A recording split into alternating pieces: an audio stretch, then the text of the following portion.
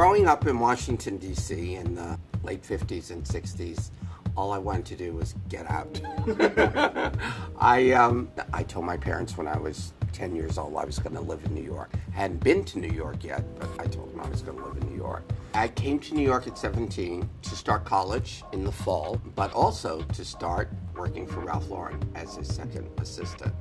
Ralph Lauren was just beginning. I knew he was going to be huge. Initially I went to Pratt, but when I switched to Parsons I had to go every day. And it became very hard to go to school full-time and then go to work at night. And after 6 months, I realized I couldn't do both. Ralph wanted me to quit and just work for him full-time. I decided I wanted to get my degree, and so I said, I'm leaving and I'm just going to go to school every day. A month after I made that decision, I got a call at school from Calvin, and he basically said, I'll pay you a weekly salary. You come when you have the time. And then my first year out of school, I worked for him full-time, and then shortly thereafter, I left and started my own company.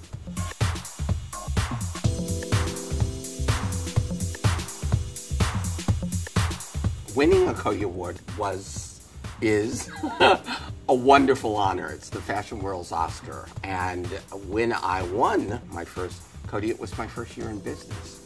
So it was astonishing to me that I was even nominated, and it predated the CFDA award. And then in 1982, I did win the Designer of the Year awards.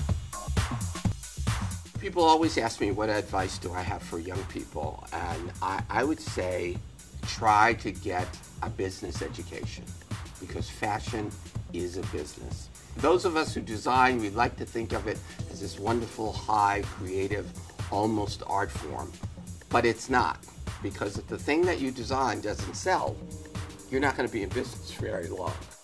I think the second thing is that you should go work for someone. Go use that time, those first 2, 3, 4 years out of school to educate yourself on a daily basis in the real world. The third thing is, everybody can't be a designer. There's so many different ways of being involved in fashion that aren't necessarily design, but still are creative and still can be very lucrative. You can be a photographer, you can be a stylist, you can be a merchandiser, you can be a buyer.